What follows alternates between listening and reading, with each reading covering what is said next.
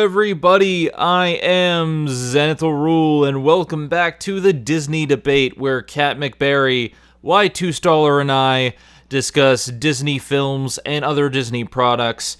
Y2Staller is not joining us today because we're back into more obscure film territory, and we decided, because of our schedules, when we get into this sort of territory where it's a film that, you know, it's really not all that well known, we would split it up into, Eric would do one with me one week, and then Kat would do one with me the following week. And we probably should have done that for Toby Tyler, because that film was kind of the same caliber. You know, it's one that it was lost to the annals of time.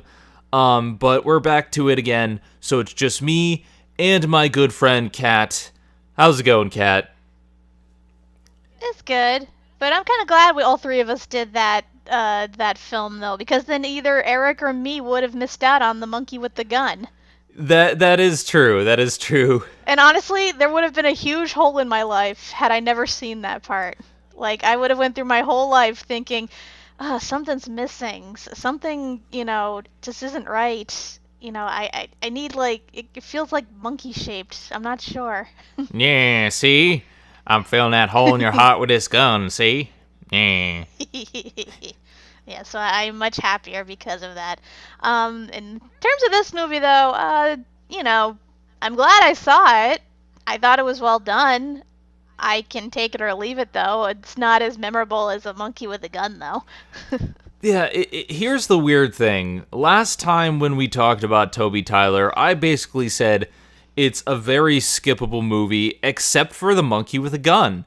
Like, that was the one part that made me perk up and go, oh, it's like, the dog punching someone in the Shaggy Dog and the Shaggy DA. Like, they had, but like, there was more prevalence in the Shaggy Dog films, but everything else in Toby Tyler was just, it was boring, it was forgettable, it was infuriating, it was not worth your time.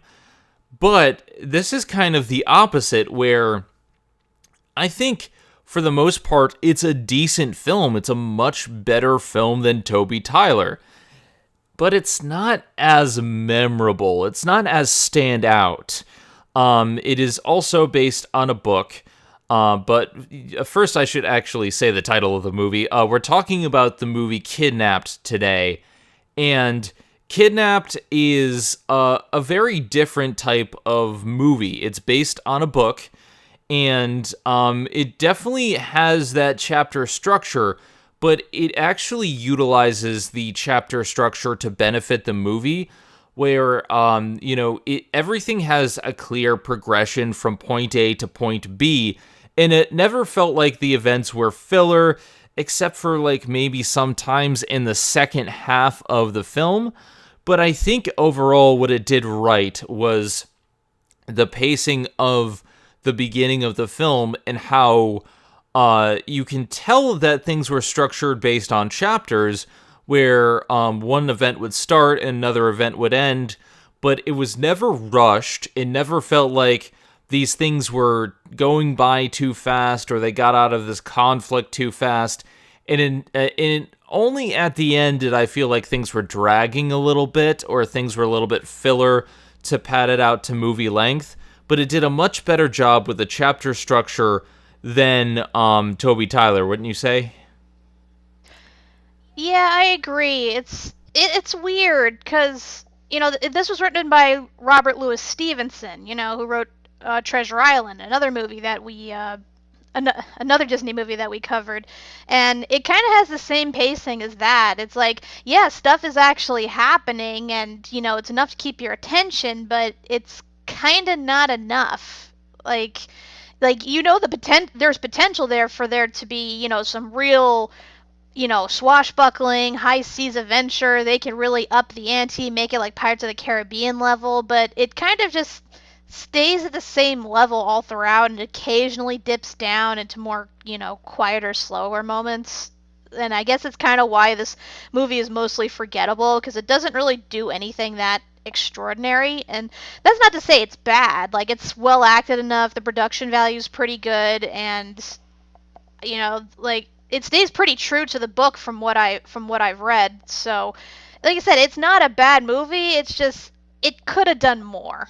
That's how I feel having watched it. I can agree with that. I somewhat liken it to the film Third Man on the Mountain, where I don't think it's going to be anyone's favorite movie, but it was a pleasant surprise, especially given the previous film. After Toby Tyler, I was just ready for anything to latch onto, and this isn't perfect, but it does its job. It did enough to make me engaged, to make me like the characters, and it really just sets up the film really well. So let's give a brief summary of the plot. Kat, would you like to do the honors once again? Yeah, sure thing. So Kidnapped is a story about a young boy named David Balfour. He recently lost his father, so now he's an orphan, and unfortunately, because his father was poor, the only thing he left him was a letter to go to a place called the House of Shaws. And there he learns that he actually has an uncle who owns the place. Well, his uncle doesn't like him right off the bat, and he's like a nasty old miserly old guy who, guess what? His name is Ebenezer. Yeah, real original. Like, I don't know if this came out before or after Charles Dickens' A Christmas Carol, but the parallel is uncanny. But anyway, through some snooping and generally figuring things out, David realizes that his father was actually supposed to own the estate that his uncle lives on. Now, having realized that, his uncle hatches a scheme to get rid of David, as he now technically is the true owner of the estate. So he tricks him into going aboard a boat, saying that he had to meet with an investor, and it turns out the ship is full of these sailors who Ebenezer paid off to basically kidnap David and bring him over to America to be sold into indentured servitude. So that's the whole plot right there, and it doesn't spend too much time at sea. Like, David is on the ship and he works as a cabin boy, but then a person washes up on their boat. A person who actually was a real person, believe it or not, named Alan Breck Stewart. And when he finds out that the crew is planning to kill him and take all of his money, they band together and they fight the crew off. And eventually they get caught up in a storm, they wash up on shore, and the rest of the film is basically them trying to navigate their way through the Scottish countryside, with David trying to get back to the estate to claim it as his own, and Alan Stewart trying to get to France because he is currently a wanted man. So, yeah, like I said, it's kind of all over the place, the plot. Like, it's not too hard to follow. It does kind of change the drop of a hat, though. But for the most part, it's like easy enough to understand. Like, the character's motivations and everything, and there's a little more to it. And funny enough, the book is actually based on real events. Like, actually 2 real events, from what I understand. One is during the Jacobite War. I believe I'm saying that right. Between Scotland and England, with the clans fighting the English, and it's also based on the story about a boy who, of course, was sent over to America by his uncle to, not so he couldn't inherit these billions, only to come back later and try to reclaim it for himself. So yeah, there's a lot going on in this book, just to put it simply. Yeah, there's a lot going on, but at its very heart, it's simple. It's a simple tale of justice. This kid is betrayed by his uncle, who he's never met, and his uncle's never even heard of him because he conned his brother out of all his money. But his brother got love, which is kind of a better deal. But yeah, so like this uncle is despicable. Like, he tries to kill David several different times. The first time he tells him to go up to the west wing of the tower to get something, And he should have known this was not going to work because there is no tower there. He was expecting him to drop off the stairs and fall to his death. But if you're looking where you're going, you're not gonna fall. From what I read, he was supposed to be in a dark tower, so it would have been impossible for him to see where he was going. I just think that whoever set up the set probably didn't read that part, or maybe they couldn't afford it in the budget, or I don't know the reason, but yeah, based on how it was filmed, like, it's very obvious that David could have, seen that the stairs ended early and stopped ahead of time, whereas in the book he doesn't realize it to the very last second because he's in like pure darkness. So yeah, that's kind of put that on the filmmaker's part. But I will give them this: they did not put railings on the stairs. So if he fell, like, yeah, I don't know whoever built this, like, why they would ever not put railings, but I guess that's, Nobody used railings back then. Have you ever been to, like, ye old, like, castles and rundown buildings and stuff? Nobody used railings. Heck, I've been over to Europe, and there are still plenty of, like, places that do not utilize railings, even though they really should. Like, I don't know if it's a European thing or like an old-timey thing, but they don't need no railings. Well, no, I haven't been to a lot of castles, no, and if I did, I would not be able to go up them because I'm afraid of heights.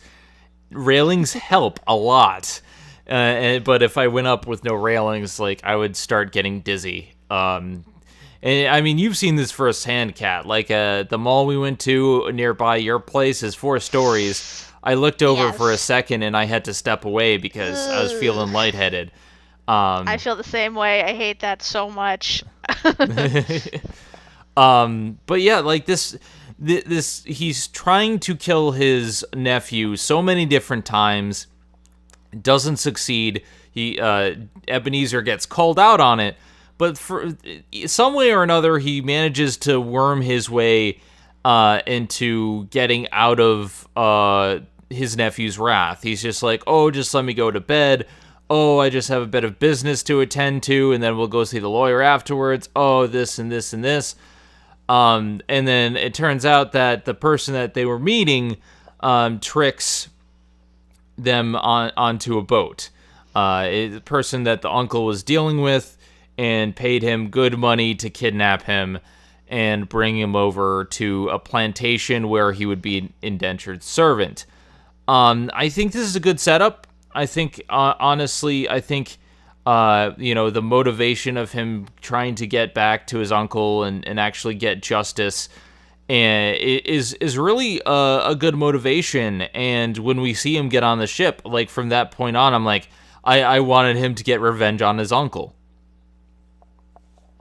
Yeah, I agree. Like, yeah, it's a nice, as you said, setup, because but the thing is, like, the way the movie goes, it kind of drops that setup fairly quickly, because, like, they only have that setup for about, I think, 5 to 10 minutes after he's kidnapped, and then they immediately switch it to they immediately switch it to the whole thing with Alan Stewart. Because they end up, like, crashing into his boat and I guess killing his entire crew. We don't actually see them drown, but it's implied. And he comes aboard and is like, yes, I was on my way to France. I would like you fine fellows to take me the rest of the way. I'll give you, like, several gold coins. And then the whole thing is about, okay, we're going to kill this guy now. You, cabin boy, help us out. And cabin boy is like, actually, Mr. Stewart, can I escape with you? I don't like these guys. They killed a kid. Oh yeah, we should talk about that. Yeah, we should talk about that because when we were watching this movie together, I went up to get a drink for 5 seconds, and we had just had David go inside the ship. He was just talking to one of the cabin boys about what was going on. And the cabin boy was telling him what was going on. Immediately, like, I was just like, okay, I'll be 5 seconds, I'll go grab a drink, nothing big will happen. I come back, the kid's dead. I'm like, can we back up the movie? Like, what just happened? But no, it just cuts like this where He's talking to the kid. Cut to a little bit later, and the kid's getting beat up and then dies. And we later find out like that the first mate got drunk and just beat the kid to death. And this happens like immediately after we meet him, and I'm just like, whoa. Yeah, that, like, literally this subplot starts and ends within the span of 5 minutes. Like, you see the kid, he's untying David, he's explaining what's going on, he exposits his backstory, and you think, okay, this kid's gonna be like David's sidekick, he's gonna help him out on the boat and everything. But like, then you see him get like the shit slapped out of him by the first mate, who we establish is apparently always drunk. And then the very next scene, it happens again, only this time not only does the guy slap the shit out of the kid, he fucking stabs him. And the kid is dead. And the captain is just like, okay, this never happened. And they just throw the kid's body overboard. And they don't even reprimand the first mate for being drunk. They just, they get the alcohol and the knife out of his hand and just put him down to sleep and just pretend the whole thing never happened. It's like, okay. What a horrible captain. Like, he doesn't do anything about it. It's like, but he keeps saying, oh, I don't want any part in murder, blah, blah, blah. We're going to be doing this the honest way. I don't like violence. But he just looks the other way when his first mate kills a kid. And I'm like, really? Like, it's just, wow. But, like, here's the thing. I know some of this is based on real life events, and it's based on a book. So I don't know, how you would change it, but like, at least have the kid stay around long enough to care when he's dead. Like, he was a good kid, but he was around for 5 seconds. Pretty much. It's like I'm in the movie, and I get the reason why he died. It was basically to establish that, this entire crew is a bunch of corrupt, like, evil people. Like, they're not just doing this for money. It's not like David could, buy them back or whatever. Like, they genuinely are bad people. So I guess it's to make you not feel bad for them later on when David and Alan start fighting them and, like, killing them one by one. But still, it's like, this is some Game of Thrones shit right here. It's like, we're going to introduce this character for the pure sake of killing him off. That's kind of what it felt like. Yeah, I'm just like, okay.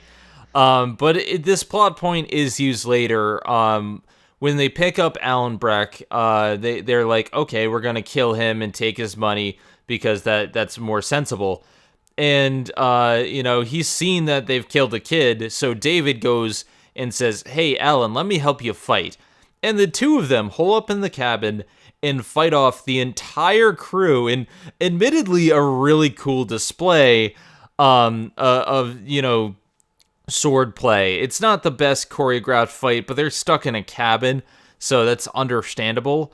Honestly, I thought this was probably one of the better parts of the movie when they're fighting off against the entire crew, and this is kind of like the one big action scene we get in the movie. And it was a great scene, too. Like, no, I really did enjoy that. I'm like, wait, these two guys, like, by themselves are going to go up against the entire crew on the ship, all who are probably, like, armed to the teeth or whatever. But no, they're actually smart about it. They actually hijack their entire weaponry, and it turns out that the steward is actually an accomplished swordsman, and he is a strategist as well. So he covers the front while David covers the back, and together they actually managed to kill like 5 guys between them and like wound several others. And it's like, bravo, guys, bravo. Like, I haven't been impressed with a single-handed fight scene like that since what was it? Since was it the first Davy Crockett movie, when David Bowie like is fighting off all those guys by himself while he's on the bed like sick. Like, that's kind of what it reminded me of. Yeah, it was for the time, I think this was a pretty good action scene, and I wish there was more of this in the movie, but it's a lot of fun, and there actually is consequence to it afterwards, where we see David he sees that he's actually killed a man and he reacts to it. Like, it's the first time he's ever killed someone, albeit in self-defense, and he kind of curls up and he needs to go to bed afterwards because it's a bit of a shock to him, and that's a really relatable scene. I liked that. I liked that they gave him humanity to his character. There was much more to him than just, oh, we have to defend ourselves and whatnot. Like, I honestly think David is a great character, and I don't think it's just because he has my original name. But I mean, I like him mostly because he's enjoyable. Like, for the most part, his goal is just to get back at his uncle, but he never really holds a grudge. He just wants justice done, and then whenever you see him, he's usually the most level-headed person in the room. It gets sometimes a bit annoying later on when we get to him arguing with Alan about, like, politics. But aside from that, I think he's a pretty good character. I agree as well, because I mean, well, first off, he's played by the actor that we've seen in two other movies before, James MacArthur. We saw him in Light in the Forest and Third Man on the Mountain, and I think he himself is a pretty good actor. But in terms of this character, like, again, this is a well-written character, so the two go together pretty well. So, because David, he's likable, he's upstanding, he's commendable. He tries to do what's right, but he's still naive. And yeah, like, you really do root for him. You really do sympathize with him a lot. And I'm glad, given how this movie pans out. And yes, you are correct. He does get grating with the politics stuff because him being upstanding can kind of get in the way to his detriment, as we'll talk about later. But yeah, like you said, he is a really good character. And actually, like, him and Alan Stewart, like, together are really great, because Alan Stewart was actually my favorite in this, because, like, he's so charismatic and he's, like, so charming and dashing. It seems almost like he was supposed to be like the Jack Sparrow of this film, except not as despicable in certain regards. Because he is an outlaw, but at the same time, he's an upstanding outlaw. He has class. He knows how to fight and everything, but he's not afraid to, cap a bitch. And I think what works about him is that he is justified in a lot of his misgivings, because he's a wanted man, but only because his entire clan was betrayed by someone else's clan. I believe it was the Campbells that betrayed them. Yes. Campbells! Which is an actual thing. And I think, honestly, like, they really do a great job of making him likable, charming and witty, but also justified in a lot of the things that he does. And yeah, he can be a little bit foolhardy, he can rush into battle, but whenever he, like, justifies himself, he's just like, but this and but that. He's very good at talking his way out of his arguments with David, and I think they make a great pair together. We have this learned scoundrel with this naive younger gentleman who's upstanding, and they really do work off each other well. And let me just say that I think it's great that the actor playing David is in a much better role than some of his previous films. Like, Light in the Forest was not that great. No. Third Man on the Mountain, I think, was good, but I honestly like this character more than Third Man on the Mountain. I think this is one thing that this film has over Third Man, is that this character feels much more well-rounded. It feels much more human, and he doesn't have to pine after a girl in this role. Yeah, not to mention, I think what helps too is he's not as argumentative, because that was the problem with his characters in, like, the first two films, is, like, he was always arguing, he was always, like, butting heads with people, he was always whining and complaining and stuff, and I think that, took away a lot from both his performance and both from his character portrayal. And in this one, even though, a lot of bad shit's happening to him, he doesn't complain that much. And when he does, it's mostly justified. So I think that's kind of what helps him a lot in this. And I gotta say one thing, like, I'm kind of sad, like, that I don't remember Alan Stewart's actor that much, because apparently we saw him before in the Robin Hood movie, like the original one, the live action we reviewed like years ago. Because I'll be honest, I don't remember that film too well. But Peter Finch apparently, who plays Stewart, apparently played the Sheriff of Nottingham, and I'm sorry to say I don't remember that role at all whatsoever. And I don't think he shows up again in like future Disney films, so it's kind of disappointing. It's a shame, but I think part of the problem was the story of Robin Hood and his merry men is a very forgettable movie altogether. It goes the standard plot points of Robin Hood, and so a lot of the characters don't really have a chance to stand out. Here, Alan really stands out as a character, and there are some really great moments. After the entire fight with the crew, like, he helps them steer their own ship through rocks, and he does their job better than they do. And then later on, he has a bagpipe battle against the son of Rob Roy McGregor. Yes, this is the unofficial sequel to Rob Roy, the Highland Rogue. There's so many ties to other Disney films that we're seeing here, and it's really cool because seeing them in order like we have, we can point them out. Yeah, I was gushing so much. I'm like, holy shit, we know the reference. We get that reference. And it's like, yes, we're in Scotland. There's a McGregor present. Yay, my clan is represented. And actually, a nice little tidbit too. The character, like the son of Rob Roy, Robin McGregor, he's played by Peter O'Toole in his film debut. Peter O'Toole, who plays Lawrence of Arabia. This is his very first role. And he plays McGregor. And he does a great job. Like, their whole bagpipe duel was great. They're about to fight each other. It's like, no, you play bagpipes. The old man was just like, you really want to settle a duel, you use the bagpipes. And I'm like, how do you tell who won? Because they both played pretty well. But honestly, like, both of them do a great job, and it was a lot of fun. I was waiting for them to have a drink off, though. I think that would have been fun. That would have been fun too. But seriously, nobody beats McGregor. whether at bagpipes or a drink.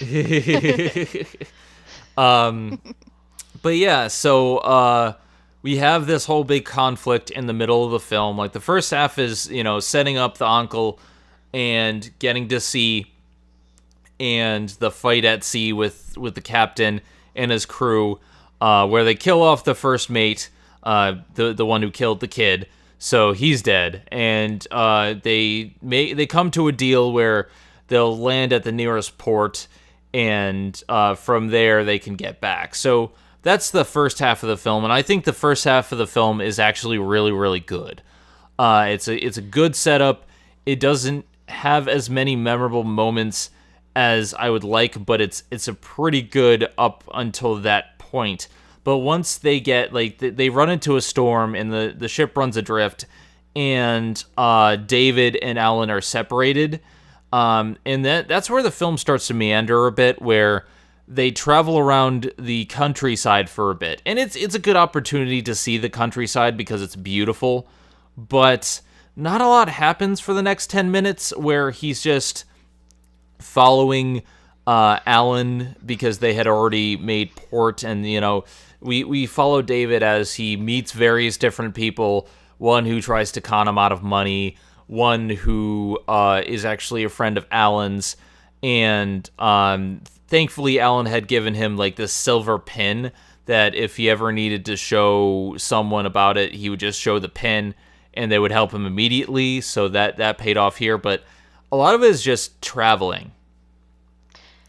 Yeah, plus this is also the part where, like, the real world event that the book is mostly based on occurs. Because the thing was that the event that it wanted to focus on was the murder of Colin Campbell.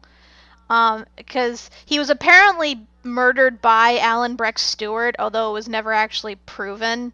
But it led to like a whole big like further. It led to further conflict between the clans and the whole Jacobite rising and everything. So yeah, like I do agree. This is the weakest part because it chooses to focus on that, and the way like they try to incorporate it too is that David ends up running into Colin Campbell, who introduces himself and his backstory, only to be murdered 5 minutes later. Like you see the trend going on here. Yeah. So because David happened to be present when the guy got shot, the men surrounding him think, oh, he was there as a decoy. Obviously, he's involved with this murder, which causes David to run and then meet up with Stewart. And now the whole goal is the two of them, trying to get through the countryside and get back into England where they will be safe. So, yeah, it's kind of a clumsy setup and it kind of doesn't make sense. But I mean, that's what Robert Louis Stevenson wanted to write about, and this was the best way he could incorporate it. So there you go. I think this is. I think this is where the problem of the chapter structure kind of rears its head. For the most part, earlier there were plot points that came and went, but they all led to something. The fact that Colonel Campbell shows up and he's built up before, he's mentioned, but he's shown and then he's killed in 5 seconds. That's usually a problem you have in book structured films, where they probably have a lot more time to embellish upon it in the book, but in real time, this is what actually happened. But it's not that cinematic this way, and this part does feel rushed in how, oh hey, I'm in the movie, dead. I'm in the movie, yep. Dead. Pretty much. Because there's really no point. Like, they established that, Alan Stewart wanted to, kill the Red Fox, who was implied to be Colin Campbell. So we think, oh, this is going to be the culmination of his arc, and then it happens, but he completely denies any involvement. So it's okay, there goes that plot point. And it's, it basically just becomes a story about escape. It goes back to, about escape. So really there was no payoff for this whatsoever. The only thing they really did it was to hasten their pace across the countryside. So now instead of them traveling together, they're traveling as wanted men, but they were already technically wanted men, because, Alan is a wanted criminal, and, I'm sure the uncle has some warrant or something out for David if he should ever escape or something, like if he's as crafty as he appears to be. So really this plot point was entirely pointless.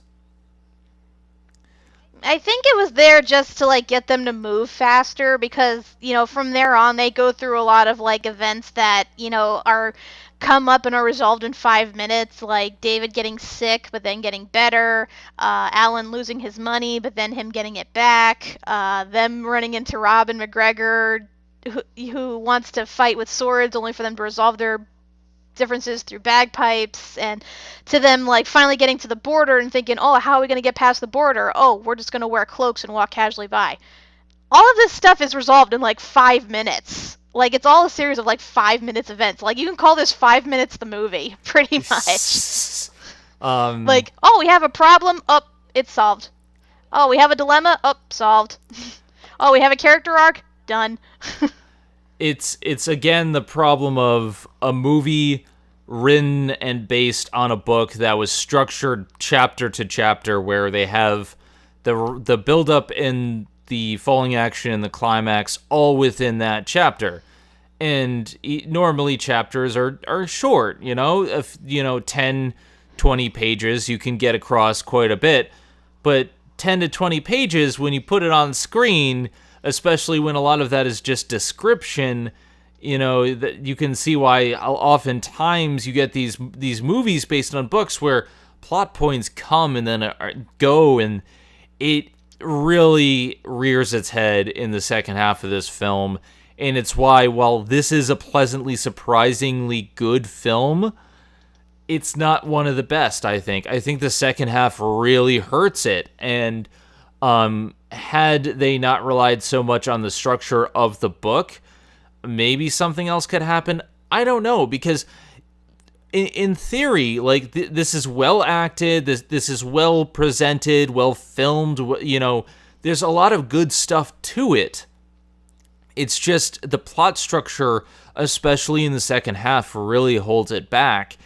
And I think near the end of the film, I was looking at my watch and saying, like, I liked it, but, there's so much going on. Like, they meet up with other Klansmen from I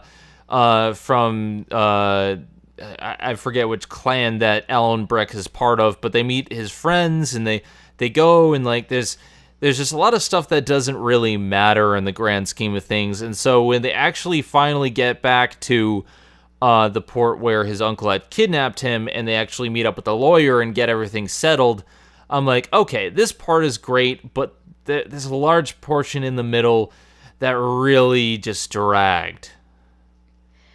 Yeah, it's like you think if they were going to incorporate the whole thing with the clans rising up against the English, they would make that, another big part of the movie, but no, they kind of just gloss that over. Like they go from clan house to clan house, they meet different members, like, from history and everything, but they kind of just breeze right by them.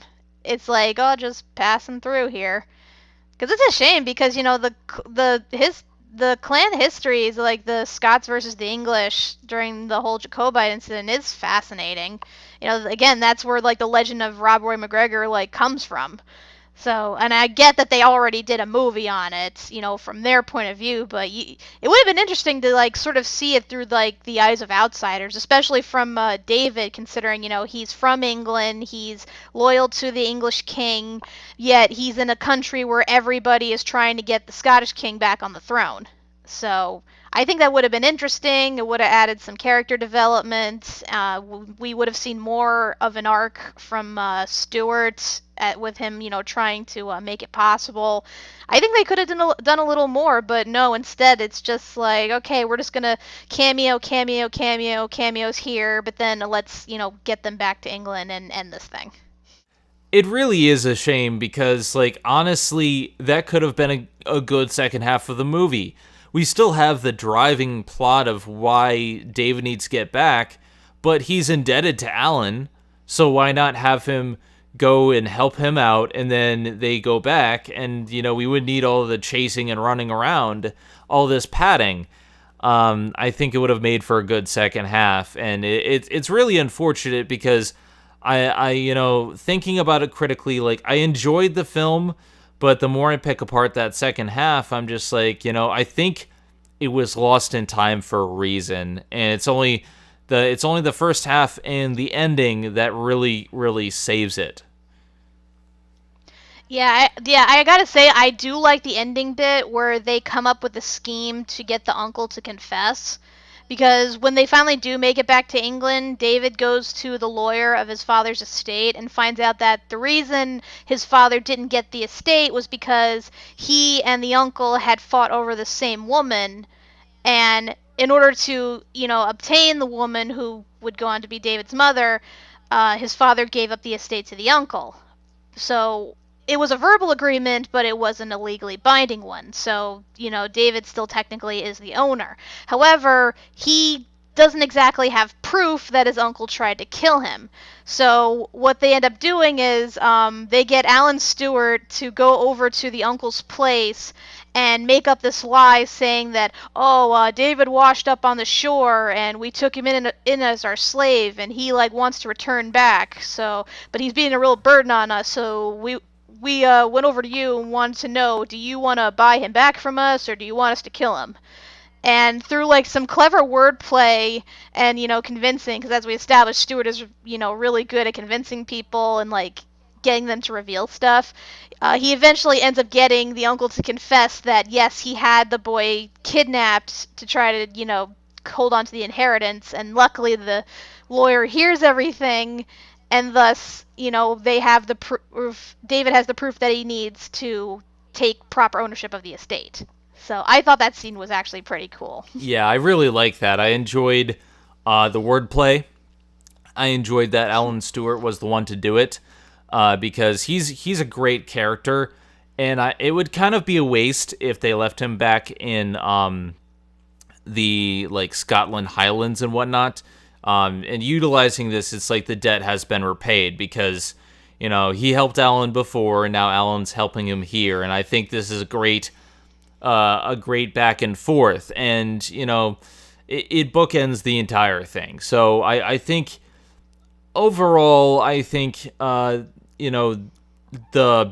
first half and the ending are the only parts really worth watching, and well, that and the bagpipe duel. But other than that, like, there really isn't enough substance in the second half, and I kind of wish there was more. So, Kat, what are your final thoughts on Kidnapped? It's okay. Like I said, I don't think I need to see it again. I saw it once. I'm aware of its existence. I'm not at all offended by it. I commend it for sneaking a McGregor reference in there. I do like the acting. I do like most of the story setup. There are, like I said, there are things to like about it, but for the most part, I feel like it could have done much better. Like, I hate to say it, but Pirates of the Caribbean did it better. The first one, obviously, because that's kind of what it seems like. The whole, based on the characters and the whole story structure, that's kind of what it seemed like, of like a proto Pirates movie. But yeah, I just feel like it could have done more. And I mean, I don't know if there's like an updated version of this film. I haven't really looked that up. But I would like to see this, redone, more in pirate style, more with like high seas action, more with like, with again, that second half, done a lot better, with David being incorporated into the clan's fight, maybe getting something along the line of Braveheart or whatever. I would like to see a remake of this, because I think that this could be done really well, as long as they get like a proper cast and they don't follow the book to a T. I mean, it's good to stay loyal to the book, but sometimes you got to know where to jazz it up a bit. So, but yeah, I would recommend this if you're a Robert Louis Stevenson fan, or if you're a fan of history. But otherwise, for the most part, it's not a necessary viewing, but, why not? I wouldn't call it a Disney classic anytime soon. I wouldn't say that it's a recommended viewing, but if you're a fan of Disney movies, or if you're curious, there's no harm in watching it. It's not something like Toby Tyler where I'm absolutely saying outright skip it, because there's a lot of it that I actually do like. It's just, I feel like a lot of it was hurt in the second half, and unfortunately, like, Third Man on the Mountain is still probably one of my favorite recent movies that we've covered right now, because that is actually like enjoyable beginning to end. Because that's actually enjoyable beginning to end, and I was going to say that while watching this, like, okay, this is slightly better than Third Man. It's surprising, but then the second half happened, and it's just like, as I spoke too soon. I spoke too soon. It's perfectly harmless. This movie is definitely perfectly harmless, but it suffers very much from the time period and from the writing of the book, and the way they structured books back then too. Some books nowadays are structured very differently, and they actually do a good job of not making it chapter based per se. Some of it they base on like the perspective and in the narrator, and sometimes they shuffle around, and like books and movies have come a long way since that time period. It's just, whenever I see a structure like this, I'm reminded back to, like, I think it was my 5th grade or 4th grade English class. I read this book, and I was forced to read it for, like, grade school. And it was about this kid in Egypt. And He was wronged in the past, and he was trying to get back at this guy, and it was structured very, very similar to the point where, like, things happened and then it went away. Things happened and it went away, and it took the entire book for him finally to get justice on this one issue, and everything in the middle was filler. Wow, that I think Robert Louis Stevenson gonna sue somebody.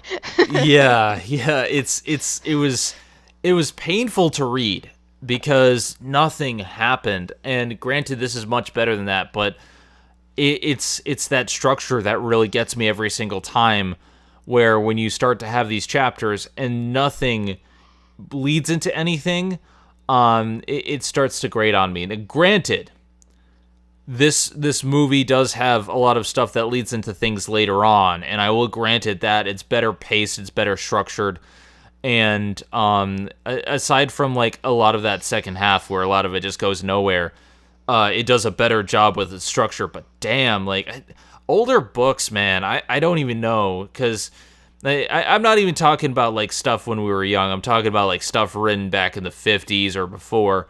They just didn't have a good way of writing.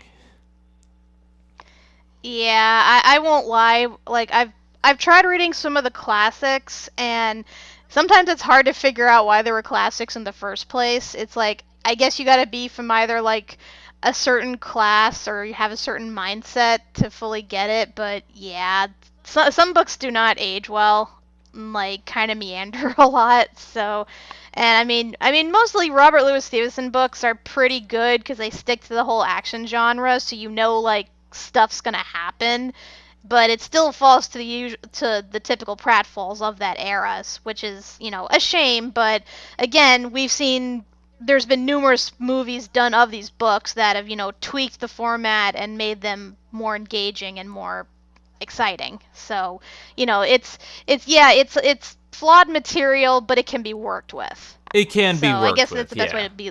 Yeah, it's the best way to look at it. I mean, it's the difference between, say, like, Journey to the Center of the Earth and The Swiss Family Robinson, two books that I had as a kid. Loved Journey to the Center of the Earth because everything is moving forward to a single goal.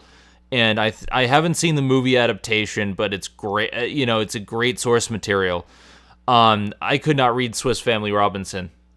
Like, it's just, and I know that's a Disney movie coming up soon. I had such trouble reading that because the structure of that book. Anyway, so overall, I think we can both agree that this is a film that is perfectly harmless. It's just harmed by the source material and by the structure quite a bit. With that being said, I am Zenith Rule. I'm Kat Macberrie. And I will see you guys next time when Y2 Staller and I discuss Pollyanna, which is one of the big quintessential, films of that decade. Like, a lot of people remember Pollyanna. I've never seen it. I'm not sure if it's my type of film, but we're going to go for it. And in any case, thank you guys so much for watching. And thanks so much to our wonderful patrons, especially Taylor Wyatt and Nero Angelo. Thank you so much for all your support. If you would like to help us out in the darkest times of Patreon, please, by all means, look up on patreon.com/Zenith Will Review, and you can see all the stuff that we offer. We have lots of content for free. None of it's hidden behind a paywall. But if you'd like to donate just a little bit, sponsor our shows, and you'll get stuff in return. We offer promotion. You can request reviews from me. Granted, it's going to take a little bit of time before I get to them, considering right now I just got out of a move. But you can request movies for me to review and other awesome stuff. So thank you very much. And don't forget to like, comment, subscribe, click on that bell, because you can get all the notifications, all the videos that I upload. Anyway, Thanks for watching, and we will see you guys next time. TTFN, ta-ta for now. And just remember, in a bagpipe duel, there are no winners and no losers. Only except for McGregor's. Except for McGregor's. But, instead of doing a bagpipe duel, just, drink. And drink and drink and drink and drink and drink some more. And even then, you'll still lose to McGregor's. Hey, this is Megami33. Thank you for watching Zenith Will Review. Don't forget to like, comment, and subscribe for more awesome videos. If you like what you see, check out the Patreon page at patreon.com/ZenithWillReview.